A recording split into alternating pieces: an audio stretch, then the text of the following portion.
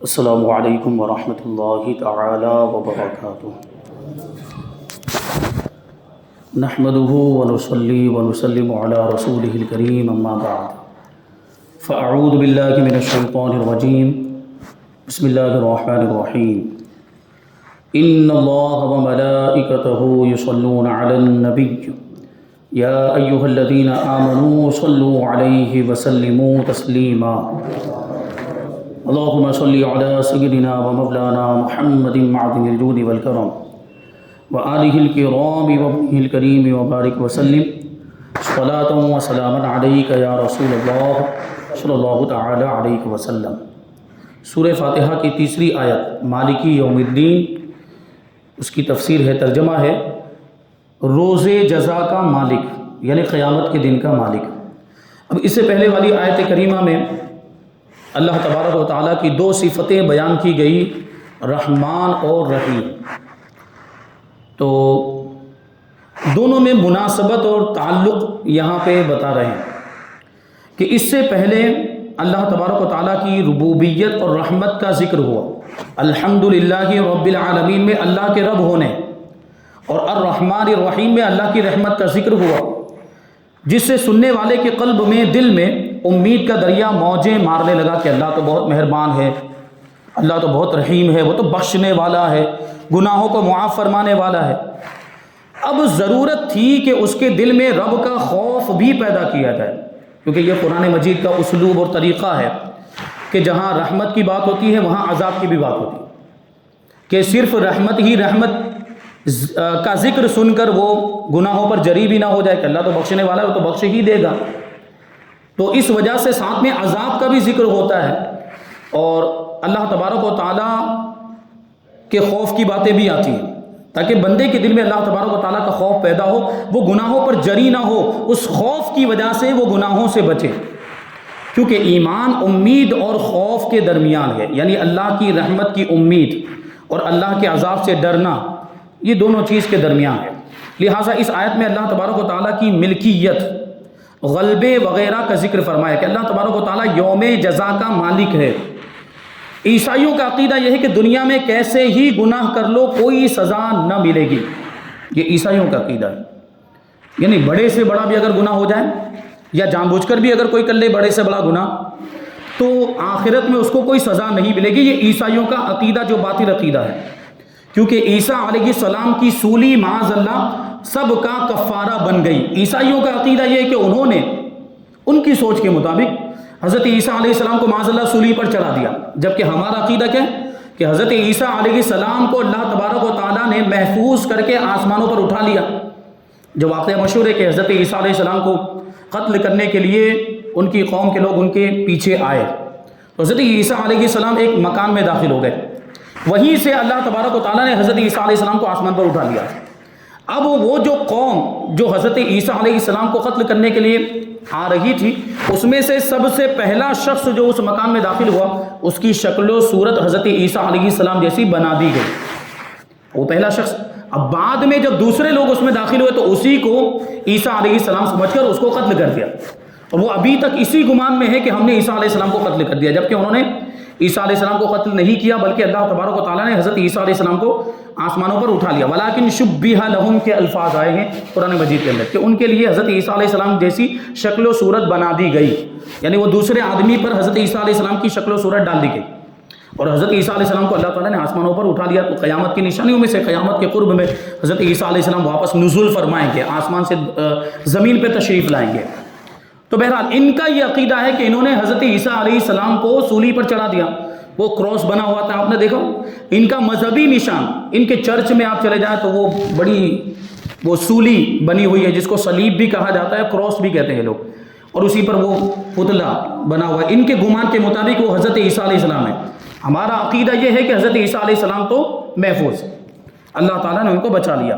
تو ان کا یہ عقیدہ ہے کہ جو حضرت عیسیٰ علیہ السلام کو جو سولی پر چڑھایا گیا وہ ان کے گناہوں کا کفارہ ہو گیا، اب ان کے گناہ ان کو کوئی نقصان نہیں دیں گے، ان کی یہ سوچ ہے۔ تو انہیں رحمت پر یقین ہو گیا، یعنی انہوں نے اللہ کی رحمانیت اور رحیمیت پر ہی بھروسہ کر لیا، یعنی ایک ہی پہلو کو ان لوگوں نے لیا۔ اور غضب سے بے خوف ہو کر گناہوں پر دلیر ہو گئے، یعنی اللہ کے غضب، اللہ کی ناراضگی اور اللہ کے عذاب سے بے خوف ہو گئے اور گناہوں پر جری ہو گئے۔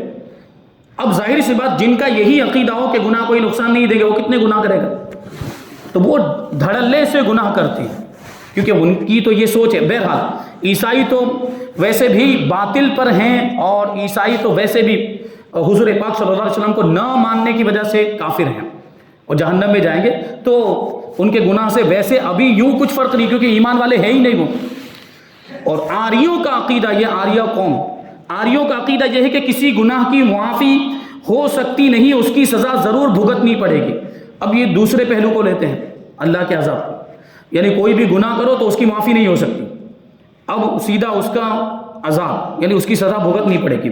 تو یہ رحمت سے مایوس ہو کر، یہ رحمت سے مایوس ہو گئے، اور یہ رحمت سے مایوس ہو کر گناہوں پر دلیر ہو گئے۔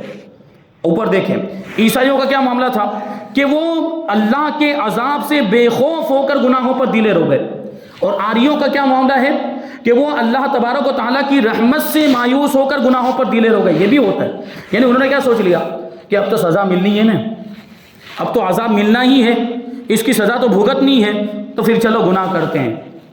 تو ان لوگوں نے یہ سوچ لیا، کیونکہ نا امیدی بھی گناہوں پر دلیر بناتی ہے۔ کبھی یہ بھی ہوتا ہے، جب تک بلی کتے سے بچنے کا موقع دیکھتی ہے بھاگتی ہے، مگر جب پھنس جاتی ہے تو کتے پر حملہ کر دیتی ہے۔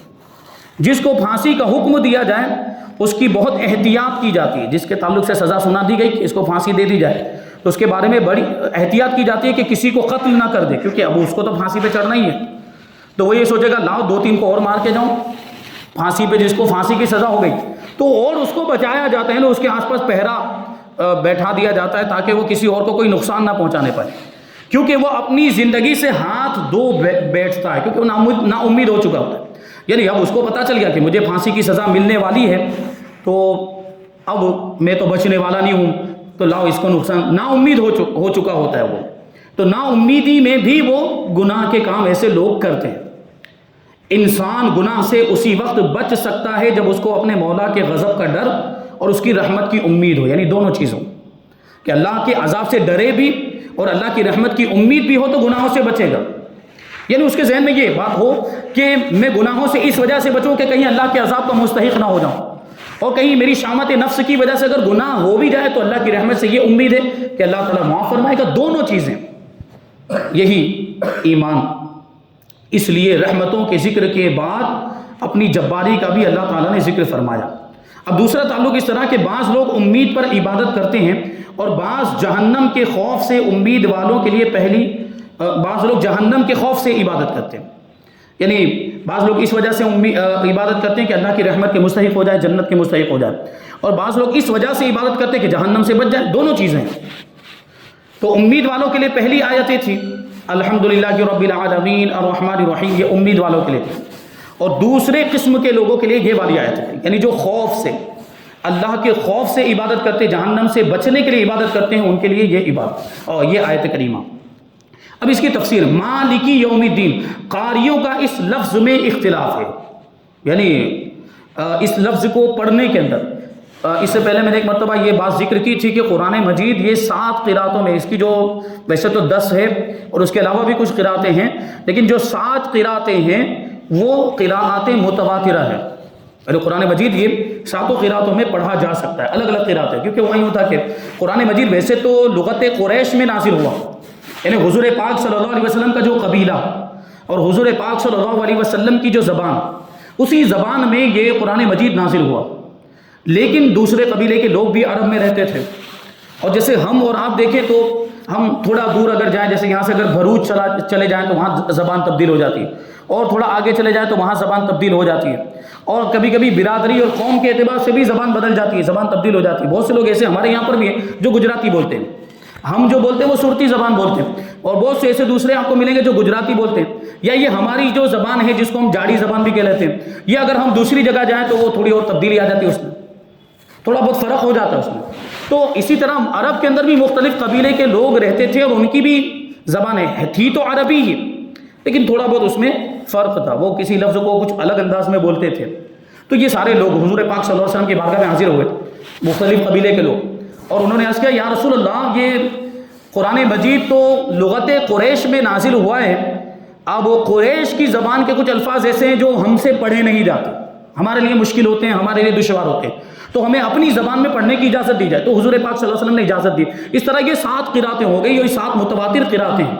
تو مالکی کو کس طریقے سے پڑھا گیا؟ بعض نے اسے مالکی پڑھا ہے اور بعض نے اس کو ملکی پڑھا ہے۔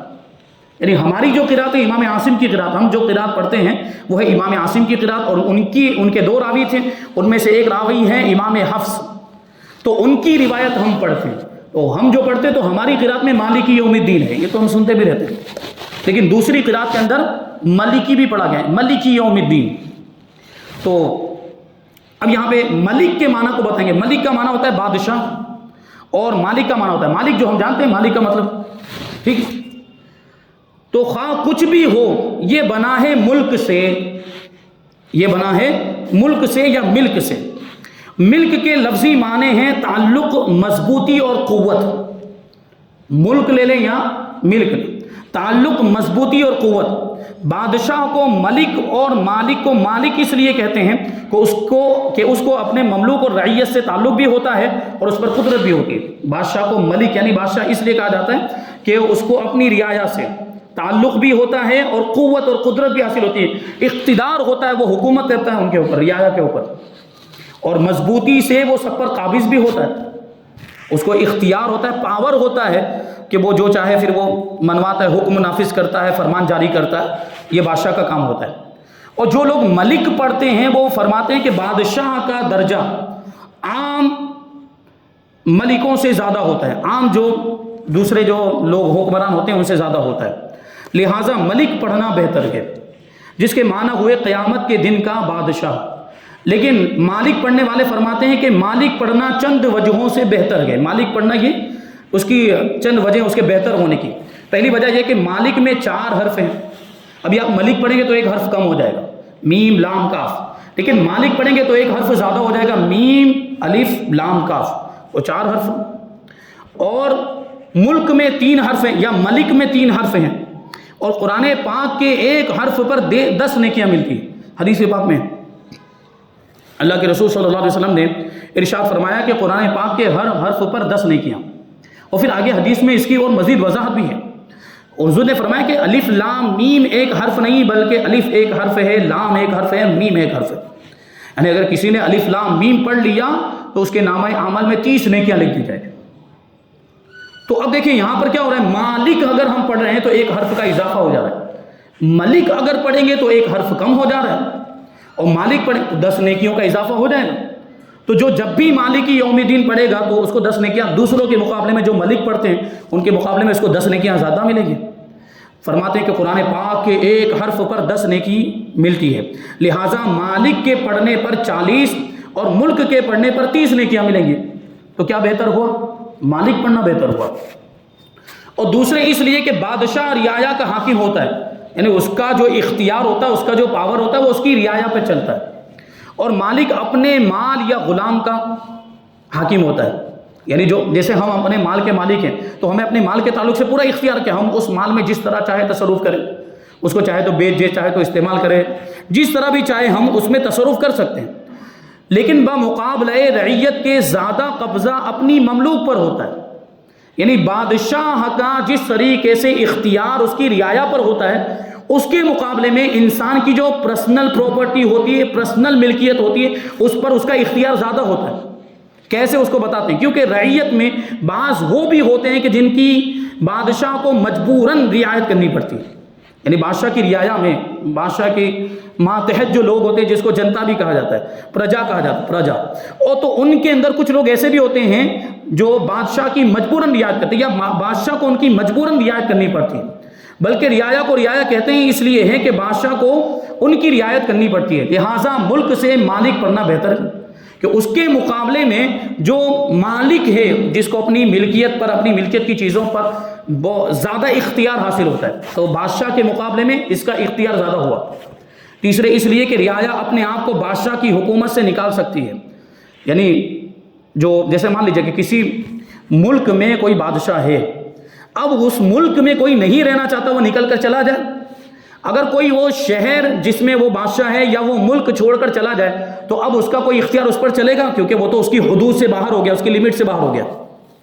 تو یہ بات کہتے ہیں اس طرح کہ اس کے ملک سے نکل کر دوسرے ملک میں پہنچ جائے، یا بادشاہ کو سلطنت سے معزول کر دے، وہاں سے بادشاہ کی پوسٹ سے اس کو ہٹا دے۔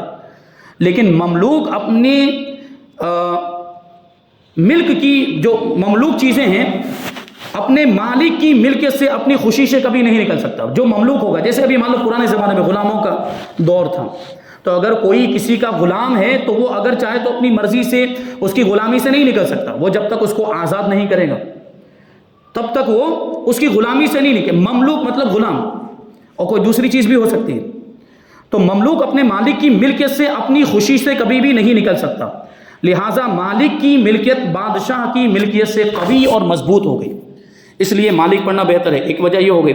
چوتھی وجہ اس لیے کہ بادشاہ اپنی رعایا کے مال و جان وغیرہ کا بالکل مالک نہیں ہوتا۔ بادشاہ کو تو صرف حکومت کرنے کا اختیار ہے، وہ ان کی جان اور ان کے مال کا مالک نہیں ہوتا۔ یعنی کسی کو بھی بے قصور قتل کر دے، اس کو اس کا اختیار نہیں ہوتا، یا کسی کے مال کو بغیر کسی شرعی وجہ کے لے لے، اس کی بادشاہ کو اجازت نہیں ہوتی۔ وہ ان کے مال اور جان کا مالک نہیں ہوتا، بلکہ وہ خود ان کے مالک اور قابض ہوتے ہیں۔ یعنی رعایا کے لوگ جو ہوتے ہیں وہ خود ہی اپنے مال اور اپنی جانوں کے مالک ہوتے ہیں، لیکن مالک اپنے مملوک یا غلام کی ہر چیز کا مالک ہوتا ہے۔ اگر غلام ہے تو غلام کی ہر چیز کا، یعنی اب اس کی جان کا بھی مالک ہے، اس کے مال کا بھی مالک۔ غلام اگر کچھ کماتا بھی ہے تو وہ خود بخود اس کے آقا کا ہو جائے گا۔ غلام اگر بازار میں جا کر کچھ کما کر لایا، یا اس کو کسی نے کوئی تحفہ بھی اگر دے دیا ہے، تو وہ خود بخود اس کے آقا کی ملکیت میں چلا جائے گا، کیونکہ جو مالک غلام کا جو مالک ہوتا ہے وہ غلام کی ساری چیزوں کا مالک ہو جاتا ہے۔ تو اب اس کے مقابلے میں دیکھیں تو ملکیت کا معنی زیادہ یہ مالک میں پایا جاتا ہے۔ اب پانچویں، اس لیے کہ رعایا ہر کام کرنے میں بادشاہ کی اجازت لینے کی محتاج نہیں ہوتی۔ بادشاہ کی ہر کام میں، کیونکہ بہت سے ایسے کام ہوتے ہیں جو رعایا اپنے اعتبار سے کرتی رہتی ہے، اس میں بادشاہ کی اجازت کی ضرورت نہیں ہوتی، لیکن مملوک یعنی غلام اپنے مالک کی اجازت کے بغیر کوئی کام نہیں کر سکتا۔ تو اس میں بھی دیکھیں۔ اور چھٹی، اس لیے کہ رعایا بادشاہ سے ہر چیز نہیں مانگ سکتی، بلکہ اپنا انتظام خود کرتی ہے۔ بادشاہ کی اطاعت صرف اس لیے کرتی ہے کہ اس کے غضب سے بچ جائے، اس کی ناراضگی سے بچ جائے، لیکن مملوک یعنی غلام اپنا کھانا کپڑا ہر ضروریات اپنے مالک سے ہی مانگتا ہے۔ اور ہم بھی رب تبارک و تعالیٰ سے ہر چیز مانگتے ہیں، اور وہ ہمارا مربی ہے، ہم کو پالنے والا ہے، لہٰذا مالک کے معنی زیادہ مناسب ہیں۔ اور ساتویں وجہ یہ اس لیے ہے کہ بادشاہ رعایا کے مال کا امیدوار ہوتا ہے کہ یہ ٹیکس ادا کریں تو ہماری سلطنت چلے۔ بادشاہ رعایا سے ٹیکس وصول کرتا ہے، جزیہ وصول کرتا ہے، اور وہ اس کو اپنے بیت المال میں جمع کرے گا، اور اس کی حکومت کی جو بھی مصلحتیں ہوتی ہیں، جیسے لشکر تیار کرنا، اور ان لوگوں کو فوجیوں کو تنخواہ دینا، سپاہیوں کو تنخواہ دینا، اور اس کے محل میں اس کے دربار میں کام کرنے والوں کو تنخواہ دینا، جیسے میں نے اس سے پہلے بھی عرض کیا تھا کہ بادشاہ کو اپنی بادشاہت اور اپنی سلطنت چلانے کے لیے ان سارے لوگوں کی ضرورتوں کو پورا کرنا پڑتا ہے، تبھی اس کی بادشاہت چل پائے گی۔ تو وہ کیا کرتا ہے؟ لوگوں سے ٹیکس لیتا ہے۔ جیسے ابھی ہمارے یہاں پہ بھی جو گورنمنٹ ہے، اگرچہ وہ سیکولر گورنمنٹ حکومت، وہ لوگوں سے ٹیکس لیتی ہے، مالداروں سے ٹیکس لیتی ہے۔ کیوں؟ کیونکہ وہ حکومت کے کام میں اس کو لگاتے ہیں، ان کا کہنا ہے، ورنہ تو ہم سمجھتے کہاں جاتا ہے وہ پیسہ۔ تو وہ ان کا کہنا ہے، یا قانون یہ بنا ہوا ہے کہ گورنمنٹ کے جو کام ہوں گے وہ ٹیکس کے ذریعے سے اور دوسری چیزوں کے ذریعے سے وہ پورے ہوتے ہیں۔ تو بادشاہ یہ رعایا سے امید رکھتا ہے کہ رعایا کی طرف سے مجھے مال ملے گا اور سلطنت چلے، اور یہ ہماری فوج میں بھرتی ہوں تو ہمیں مدد ملے۔ لیکن مالک اپنے غلام سے ان باتوں میں بے نیاز ہوتا ہے، وہ اس سے مال لیتا نہیں بلکہ اس کو مال دیتا ہے، اور وہ غلام بھی اپنے کو خالی سمجھ کے اس کے فضل و کرم کا طالب ہوتا ہے۔ ہم بھی خدا پاک کی بارگاہ میں اس کے فضل و کرم ہی کے طالب ہیں کہ اللہ تبارک و تعالیٰ سب کچھ ہمیں عطا کرتا ہے۔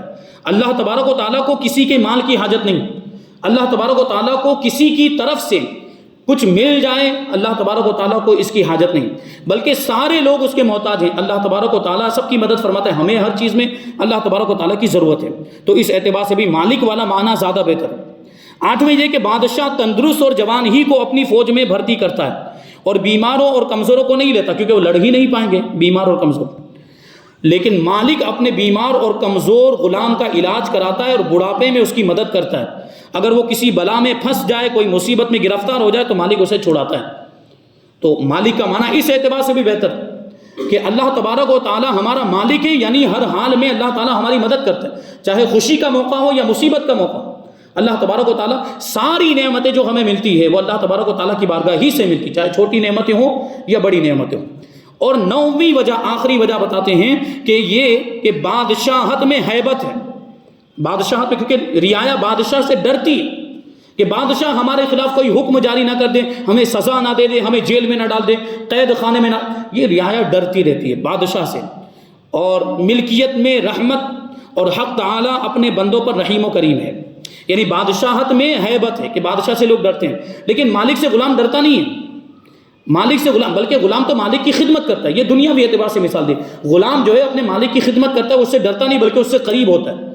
تو اللہ تبارک و تعالیٰ بھی ہمارا مالک ہے، تو ملکیت میں مالک ہونے میں رحمت ہے کہ جس طریقے سے دنیاوی اعتبار، بلا تشبیہ، کہ دنیاوی اعتبار سے آقا اور غلام کا تعلق ہوتا ہے کہ آقا غلام کا خیال رکھتا ہے، اسی طرح غلام آقا کی خدمت کرتا ہے۔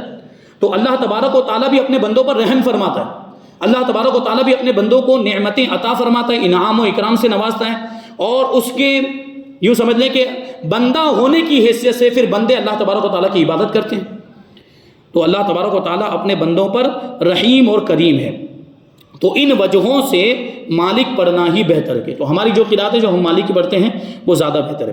اب اس کے بعد ہے یوم الدین۔ تو یوم الدین کا کیا مطلب ہے، اور یوم الدین سے کیا مراد؟ دین کے یہاں پہ 2 معنی بیان کیے گئے ہیں، اور پھر اس میں ایک نقطہ بھی ہے، اور اس کی اور بہت ساری کچھ تفصیل ہے، انشاءاللہ ہم اس کو آئندہ درس میں شامل کریں گے۔